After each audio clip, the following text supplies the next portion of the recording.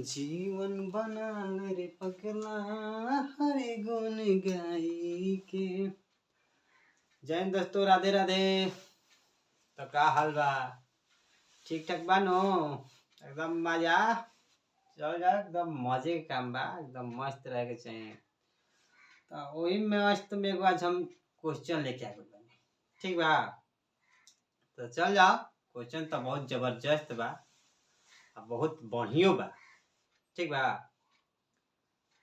हम जानता नहीं कि क्वेश्चन आवत हुई तो ठीक बा, हम बता देता नहीं, रिवीजन हो जाए। कौन चीज के रिवीजन करे के चाहिए तब वो चीज याद रहेगा, ठीक बा?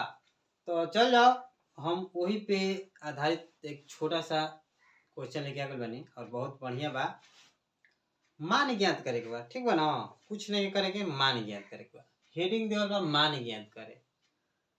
रोज सबके तो दशमलव के जोड़ आ घटाव तो आवते हुई, उहे बा जोड़े के बा आ घटावे के बा। दूगो बा, दूगो जोड़ बा आ दूगो घटाव बा, ठीक बा?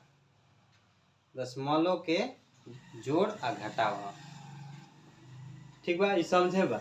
अब हेडिंग देवल बा मान ज्ञात करे। बहुत सिंपल बा और बहुत बढ़िया बा। तो हम बता देता नहीं कि बुझा जाए, समझ में आए, ठीक बा? तो चल जाओ, हमनी के दशमलव के जोड़ बनावल जाओ, ओकरा बाद घटाव बनावे के। दूगो जोड़ बा दूगो घटाव बा, समझल जाओ। देखल जाओ देवल बा का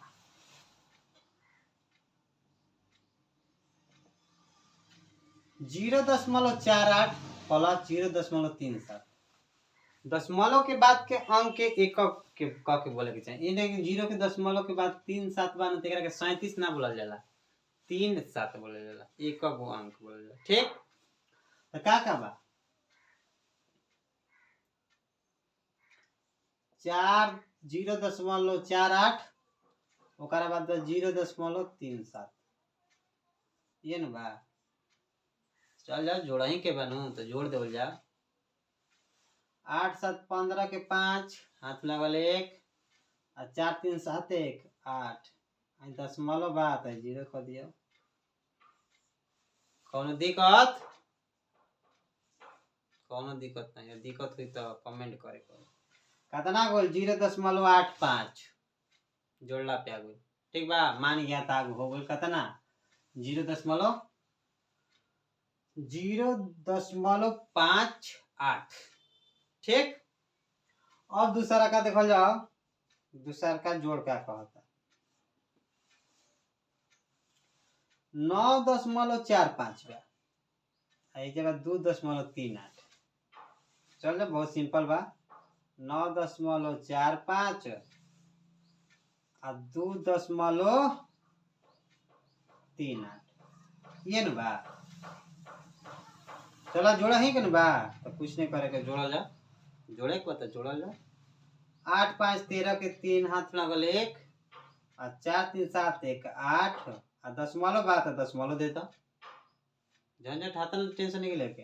और 9 2 11 पता, कोनो दिक्कत? कोनो दिक्कत ना। कितना गोइल 11.83 जोड़ला पे आ गइल है कर आइला 0.85। जोड़ बन के तैयार हो गइल। अब घटाओ और आवल जाओ, एकरो के हल कर दियल जा। माइनस बा बीच में तो घटा ही के बा। का बा 25.32 माइनस 8.64। तो चल जाओ, वे काम कर जाओ। 25.32 अब देखल जाओ 8.64 बा। तो 8 कहाँ लिखाई, हेजे लिखाई कि हेजे लिखाई? दशमलव बाकी दशमलव गिरी आवे के चाहिए, ठीक बा ना? तो हमने कही दशमलव लिख दिया, दशमलव के बाद हेजे 8 बनो तो हेजे 8 लिखाई, ओकरा बाद 6 4 बा। कोनो दिक्कत? अब का बा घटावे के बनू तो घटा देवल जाओ। हे 0 दे सकिला जा, तो इसे 0 देला से क्या फायदा? कोनो फायदा नहीं के, ठीक बा? अब घटावल जाओ। 2 में से तो 4 घटाव तो आते हुई नु, हासिल पे के घटाव। अब मान जाएगा कि दशमलव नहीं के घटाव बा, ठीक बा ना?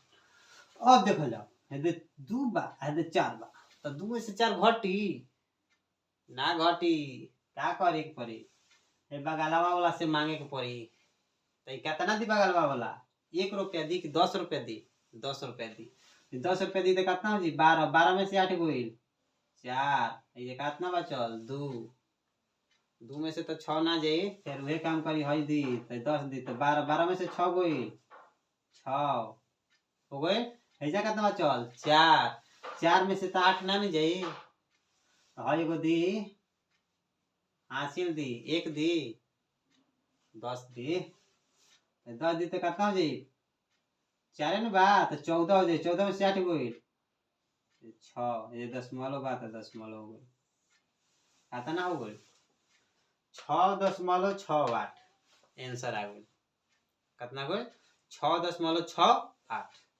राइट एनी डाउट कौन दिक्कत हुई कमेंट कर देवे के होई कि ना दिक्कत बा अब अगला देखल जाओ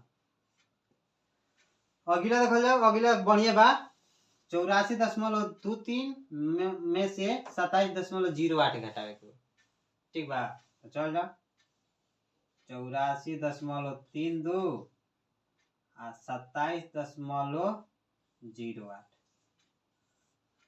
घटा दो जाओ 2 में से 8 ना जी तो हासिल दी तो 12 12 में से 8 बोल 4 ये कितना बचल 2 2 में से 0 जाए कितना बची 2 ये दशमलव बा तो दशमलव दे देवल जा हो गई 7 में से 4 में से 7 ना जी और ये 8 एगो हासिल दी एगो ना दी 10 दी तो 14 हो जी 10 14 में से 7 गोइल 7 एजा कितना बचल 7 7 में से 2 गोइल 5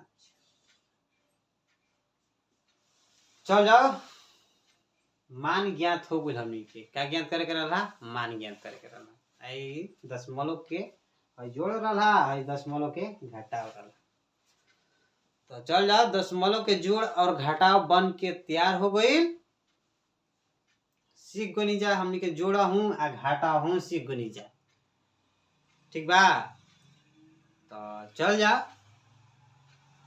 तो क्वेश्चन लागल समझावे के और बतावे के तरीका अच्छा लागल होई तो वीडियो के ज़्यादा शेयर करे के होई लाइक करे के होई कमेंट करके जरूर बतावे के होई कि एमे कोनो प्रकार के दिक्कत तो नहीं खे नो